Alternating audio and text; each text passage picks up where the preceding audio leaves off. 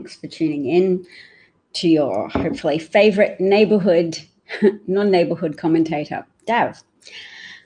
Today's topics for conversation: unpleasant, awkward, uncomfortable, but very important, and for reasons that will soon become evident to anybody who wasn't already cognizant of the fact that there's a lot of people in the Republican Party who've been accused of or convicted of sex crimes against children. Now, the reason why that disproportionate abundance of accusations and indictments and charges against people in the Republican Party is potentially because it's a function of a very compartmentalized religious faith, where you talk a lot about morals and you wish to impose very strict standards on the people of your nation, regardless of whether or not they subscribe to your particular religious faith. And a result of that fervor, there seem to be very entrenched moral compartments established in their personal lives, which enable them to circumvent those very rules in an incredibly unethical, profoundly abusive way against the vulnerable, against children. So it's almost as if adopting the idea of original sin, or people are innately sinful, but you can get a pass that will forgive you of your sin regardless of what you do, that somehow is giving some bad people permission to construct their lives in this binary way, a public-facing persona that's all about insisting women not have abortions, that other people's medical decisions are their business, and part of the business of their church teachings, and those church teachings should influence the legislature. And then in their private lives, boys or young women, girls are being abused in this way. So I have a short video to share with you, which goes over some of the crimes that I've just been describing. Hi, Kimchi. Hi, Alan. Hi, Mark. Hi, Knowledge El Shabazz. Mark says his mind hurts when he's pay attention to me. Hold on. You see, I just made you a sandwich. You go finish your sandwich and then put the crust in. I did. I'm hungry. I ate it. Oh, well, you can go grab another piece of bread if you want. You can have some pancakes. Oh, strawberries in the fridge. Sweetie, Mommy's in a broadcast. Have a look. You can do the strawberries. Oh, whoops, I already clicked. I'm supposed to keep play on that. You want to twist them? Would that be dessert? Yes. Oh, no. No, then okay. Then don't have it now. And your friend's coming over soon, okay? Who? Ellen.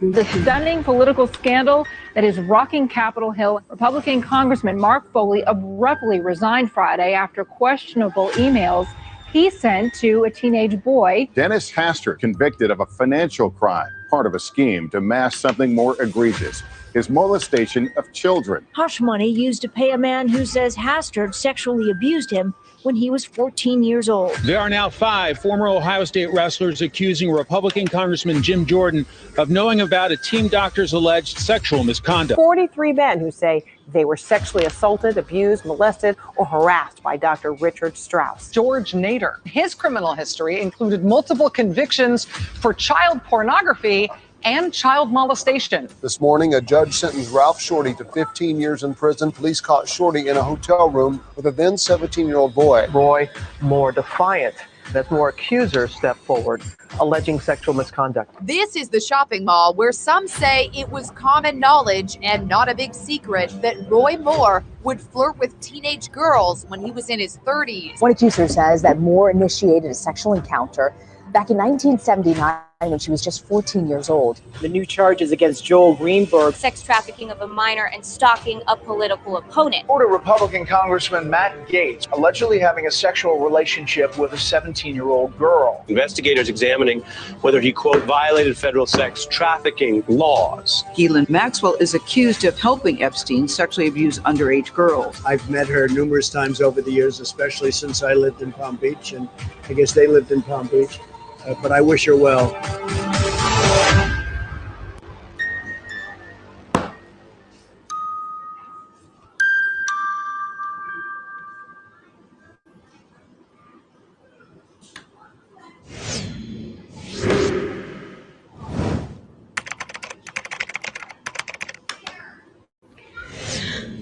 So that was a pretty confronting short video made by the Midas Touch team, a collection of brothers who I think are predominantly lawyers. Their surname is Midas, M-E-I-D-A-S.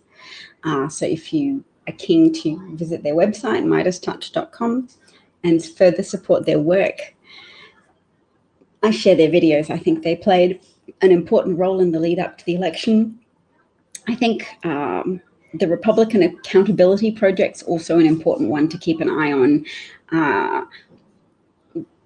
It's because there's different energies. There's the energy that helps keep us sane when bad people have too much influence over politics.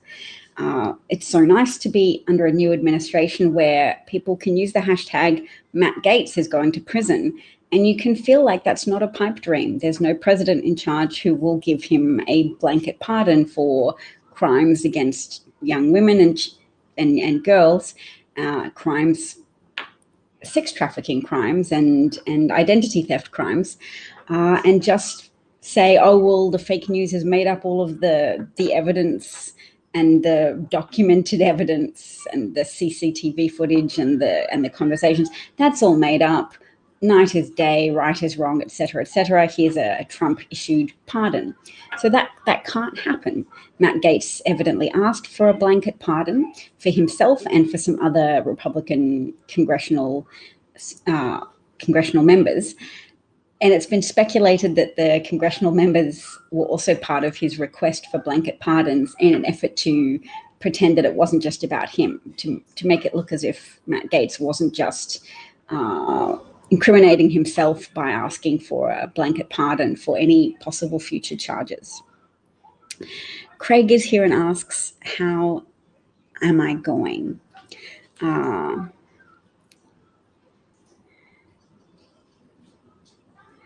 And someone called Craig Bates says, yes, taking young women across state lines, taking underage girls across state lines is a federal crime.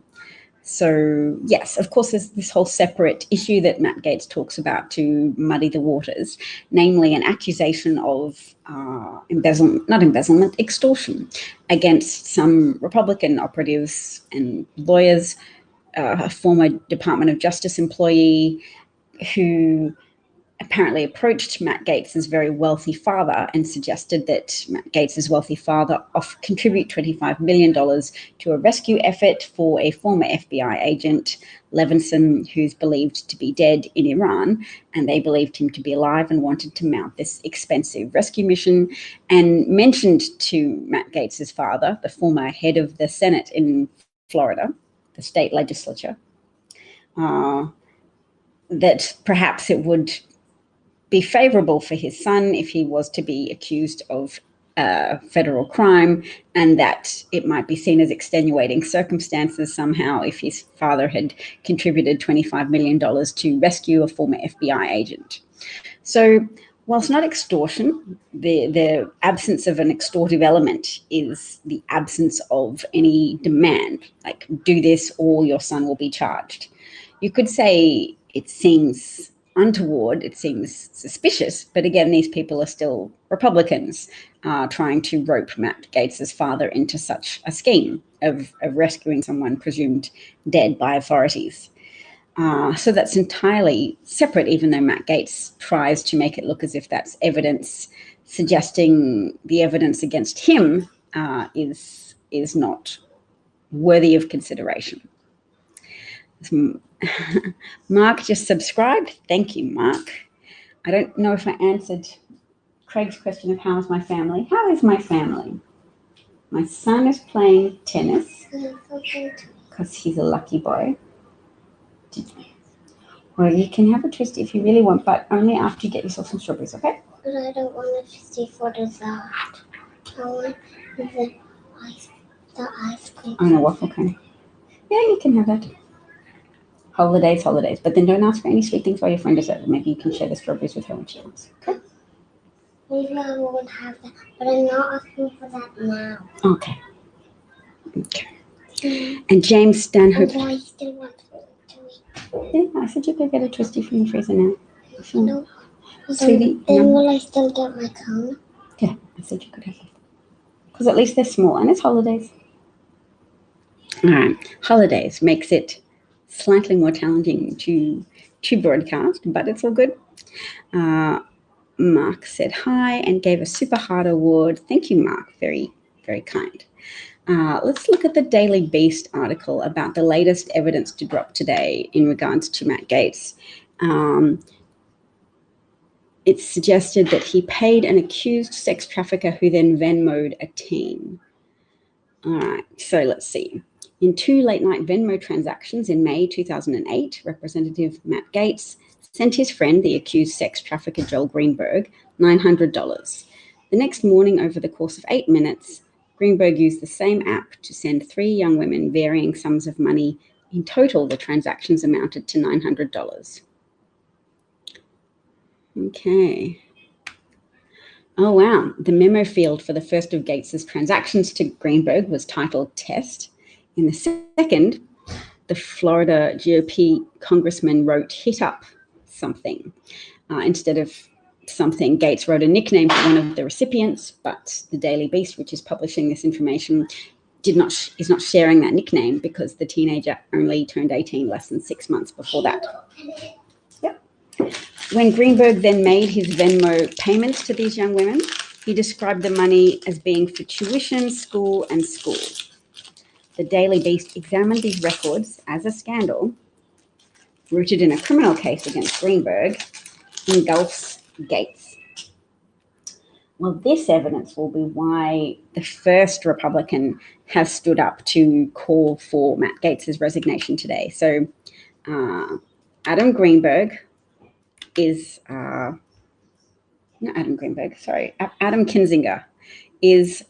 one of the few Republicans who voted to convict Trump in the House. How many was it? 11 is the number that's coming to me. But in any case, he's been a vocal opponent of Trump since the insurrection. The insurrection at least emboldened some Republicans, such as Liz Cheney and Matt Kinzinger, to be more forthcoming with their opinion that Trump was patently against democratic governance and was seeking to overthrow the government, and that this is worthy of condemnation. So only a few Republicans have done that, but it's been significant because the thing is about the Democratic Party is that nobody in the Democratic Party has tried to overthrow the government.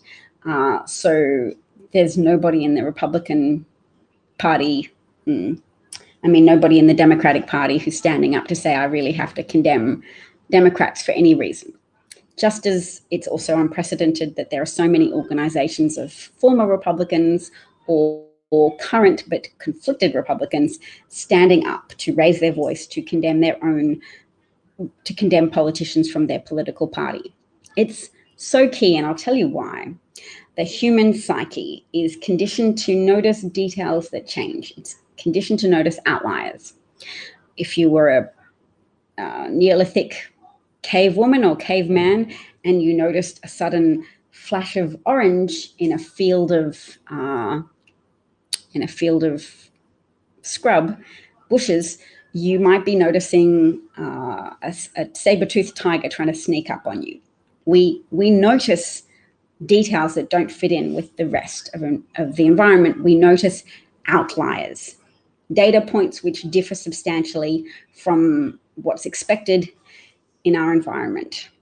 So every single action, even if it's only one Republican, it's still unprecedented for somebody to step out of the square of team blindness and blind loyalty and blind devotion to power, regardless of the ethical fallout and the functional fallout of the harm that Republicans have imposed on America.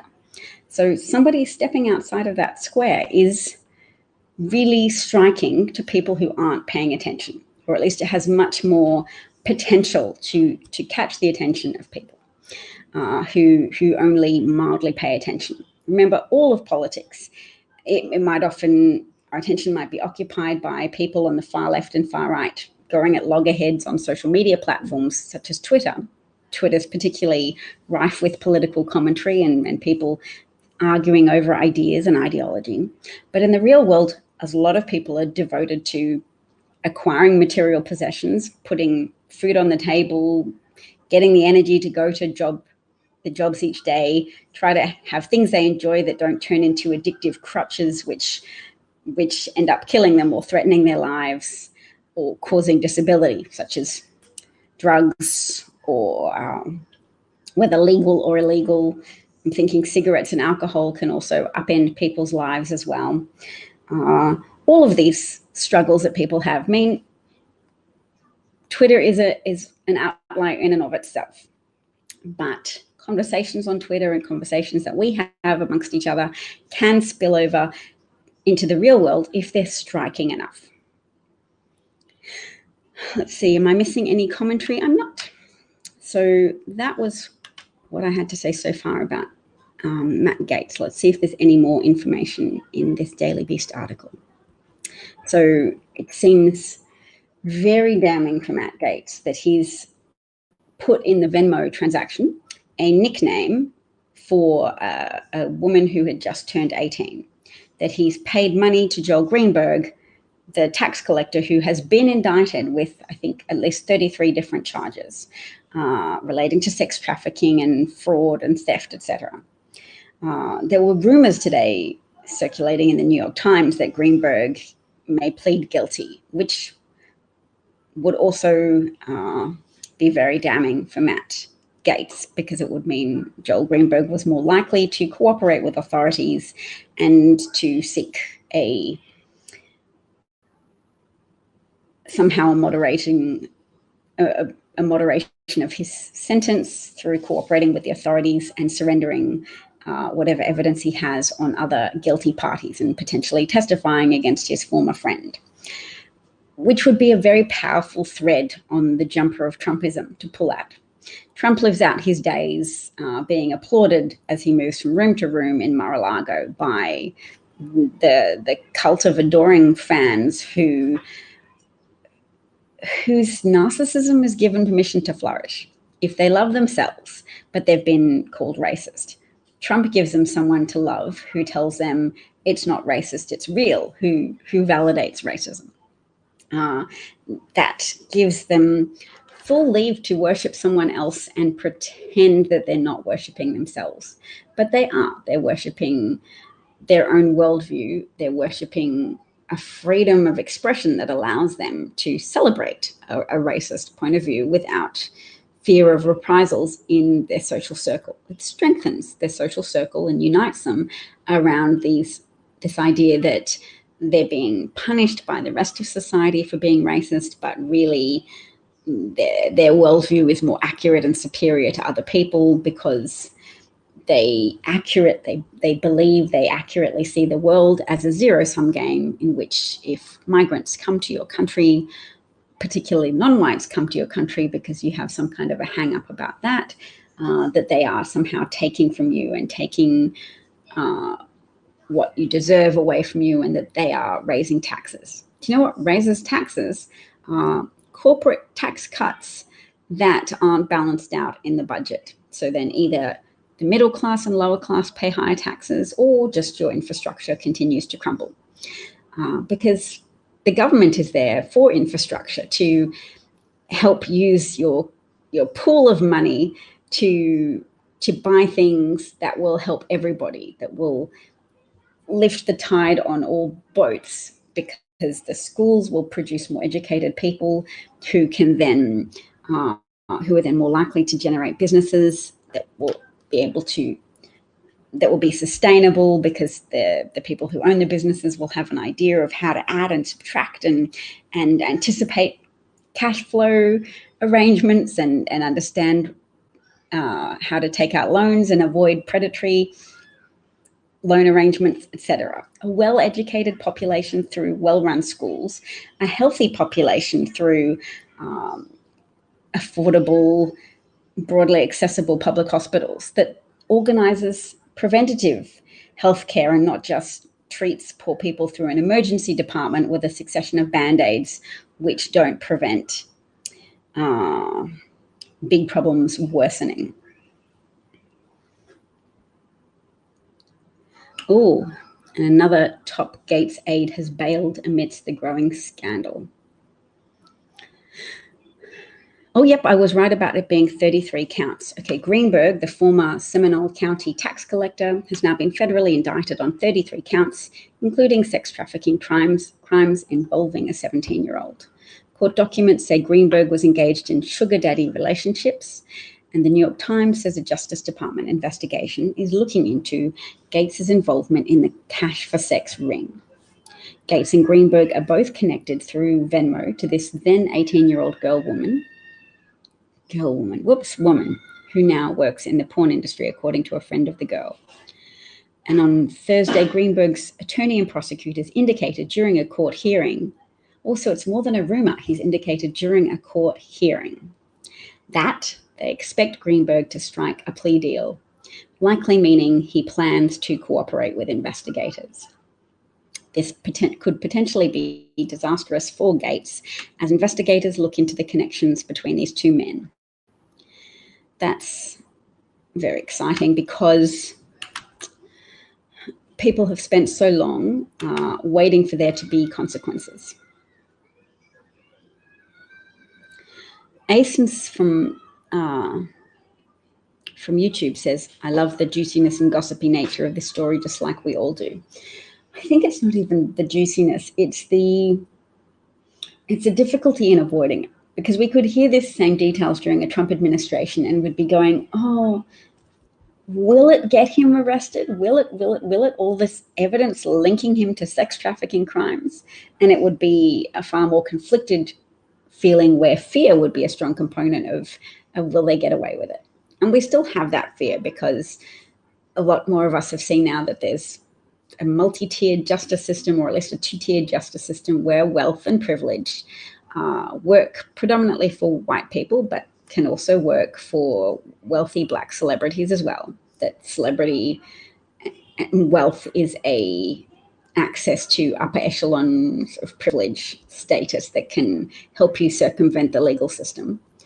So there's still an element of fear of will justice be achieved, or do we have to still live in a world where wealthy and well-connected people can just get away with repeatedly breaking the law in extremely harmful and distressing ways? It's distressing because human beings are very motivated by justice. This has even been illustrated to be the case with babies. Babies can suck on a dummy when they're not hungry. And the pace at which they suck is a function of how much they're paying attention to something or how much they're surprised by something. And psychological researchers call this non-nutritive sucking. It's just, they can put monitors inside a dummy. Oh, you don't call it dummies in the US, you call them pacifiers. Okay, pacifiers. Non-nutritive sucking of pacifiers. So even babies, if they're shown a television show in which there's some shapes that help other shapes. So I think the researchers used shapes to make sure it wasn't a racial thing and that they wanted it to just be an anthropomorphized geometry set. So the triangle helps the circle push something up a hill, but the rectangle tries to, in a second iteration of the sketch, the rectangle is actively sabotaging the mission of pushing things up a hill. And then later on, they present the baby with puppets of the triangle and the circle and and the rectangle. And the babies suck harder. They're more frustrated and distressed if any lollies are given to the bad actor, to the rectangle. It shows that there's this human response that's probably very pre-wired in our brain. It's a product of evolution as well as cultural evolution and the way we socialize children as we raise them. There's just something that's probably hardwired that's then complemented by whatever moral teachings we give to children as well. Monkeys evidence this same tendency. I've seen footage of a monkey being given cucumber, happily eating cucumber, while next to it another monkey's being given grapes. And when the monkey with the cucumber notices the grapes, that monkey throws its cucumber away and becomes very agitated and shakes the bar of its cage, because it's a very animating principle for ape descended branches of the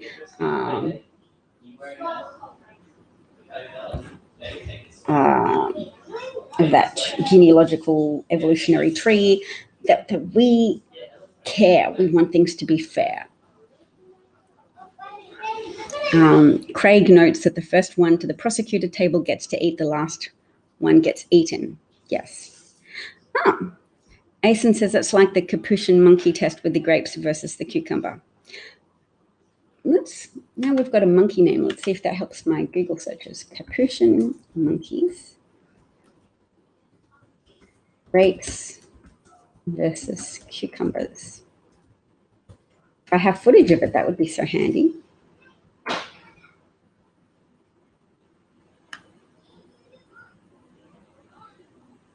They do have it on YouTube. Wow. Well, that's a treat. I finally get to share this footage that I saw so long ago of monkeys.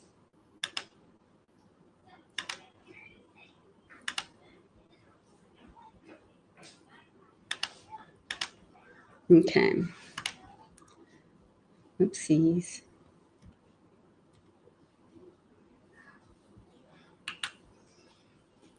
How was tennis, darling? It's good.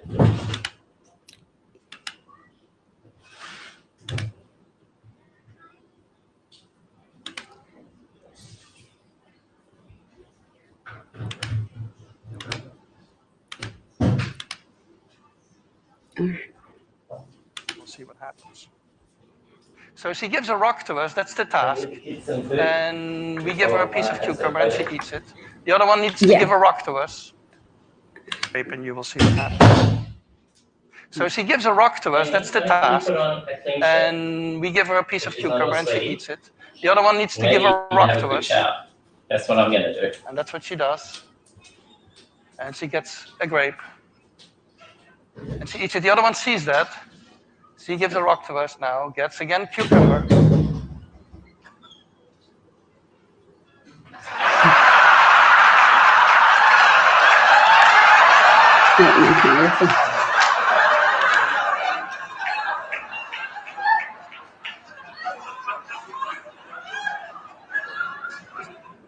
She tests a rock now against the wall. She needs to give it to us. And she gets cucumber again.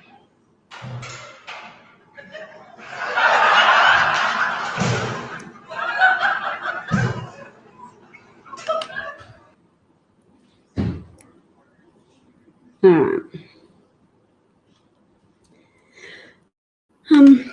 So I don't know how.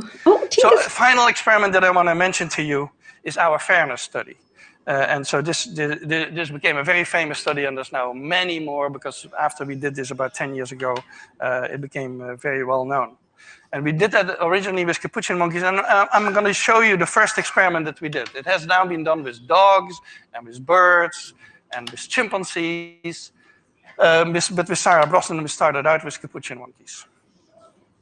So what we did is we put two capuchin monkeys side by side. Again, these animals, they live in a group. They know each other. We take them out of the group, put them in a test chamber. And there's a very simple task. So I finally shared that. Tinkerballs has found me very nice. So let's just wrap this up by going through a tiny bit more in conclusion about the evidence against Matt Gaetz. And I hope that this could still shake some of the country that is still lost to this very untethered from reality loyalty to Trump over country. The country's taken so many body blows from Trumpism. Just remembered I've got this light. There we go. So I'm going back to Greenberg and Gaetz. Greenberg and Gaetz are also connected on Venmo to at least one other woman that Greenberg paid with taxpayer funds using a government-issued credit card. Oh, wow.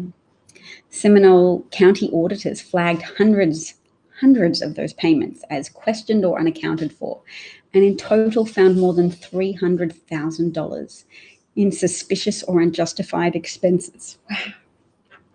The Daily Beast was able to obtain that credit card data through a public records request. That's handy. Hooray for public records request. No one has any idea what he was doing. Zero, said Daniel O'Keefe, an accountant who conducted a forensic audit for the county. The arrogance of these guys. They just felt they were above the law. I've never seen it this bad. O'Keefe was particularly puzzled by weekend expenses, hotels, unspecified high-dollar consulting fees, and cash advances that Greenberg made to himself and others. The Daily Beast has compared Greenberg's credit card statements and Venmo transactions to Gaetz's expenses and travel records, compiled through campaign finance reports, Instagram posts, and Venmo, and found that in some key places, the two timelines and circles of contact overlap. Gaetz and Greenberg share Venmo connections with at least two women who received payments from Greenberg, and both have professional relationships with each other. Wow. That's really cool that journalists are able to identify overlap and find these women that have been paid by Greenberg at a time at which Matt Gaetz was geographically close to Greenberg and paying him money through Venmo as well. Everybody's going to bed. Bernadette's going to bed. I think that's probably a good time for me to go too. Thank you so much for joining in with the broadcast today. I hope you all have a good rest of your week.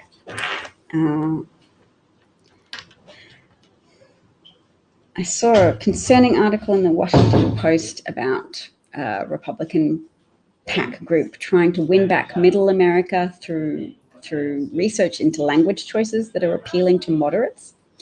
So in which they presumably want to characterize Biden as extreme. And the challenge for them is that Biden's policies are broadly popular.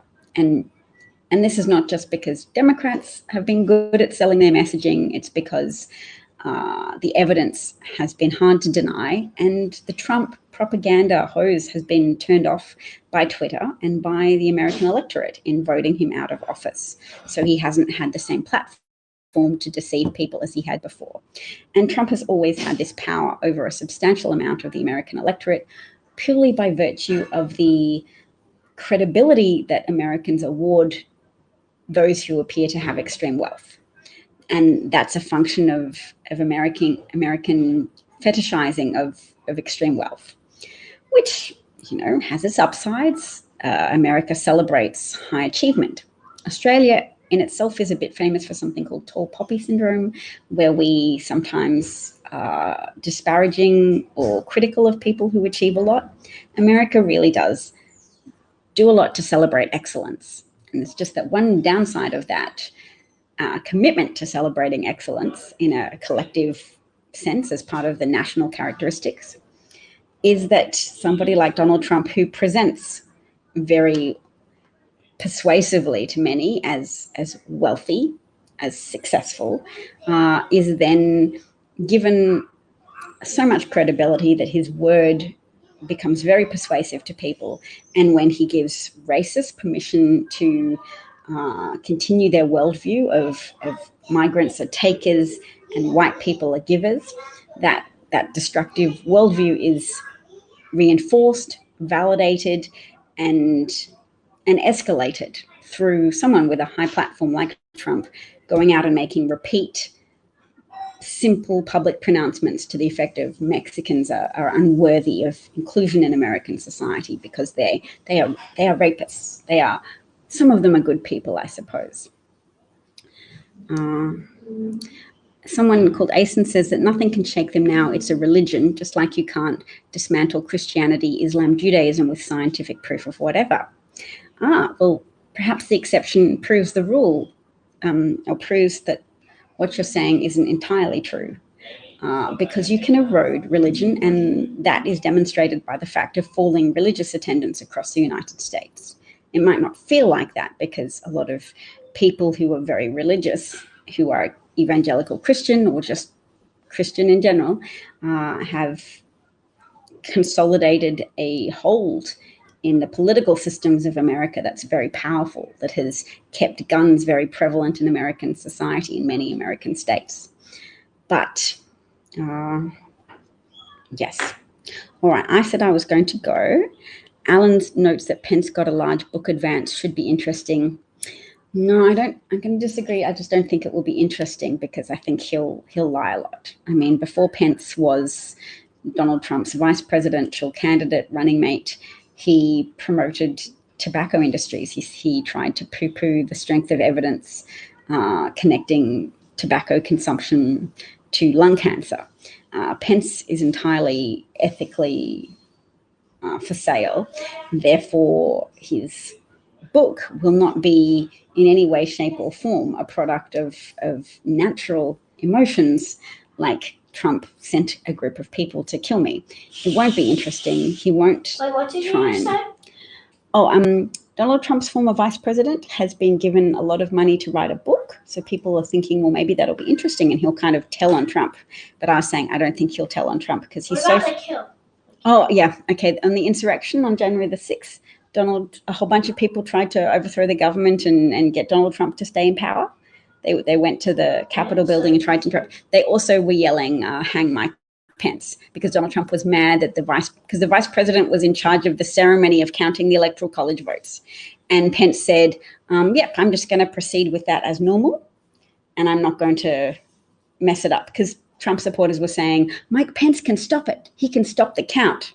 But he couldn't really, because it was just official. I mean, he could have broken the law and done it, but Mike Pence decided not to break the law. And then Donald Trump supporters got really angry. And Donald Trump was tweeting out messages like, oh, Mike Pence has done the wrong thing. And Trump supporters, they can get a bit crazy. So even though Mike Pence used to be someone they thought of as on their team, they flipped really quickly into going. Okay, yeah, but what about the kill part? That's all that the Trump supporters were trying to kill Mike Pence. They were looking for him to kill him. Yeah. Asen says Pence is an empty suit. He's not even interesting enough to be evil. I guess I try and avoid saying evil where I can, because I don't think the word evil explains enough about how human beings sometimes sell out to their worst impulses, and their bad habits can escalate and take over their character and their actions. So I think Mike Pence is a sellout to a racist, white supremacist, evangelical Christian agenda, pro-corporate agenda as well.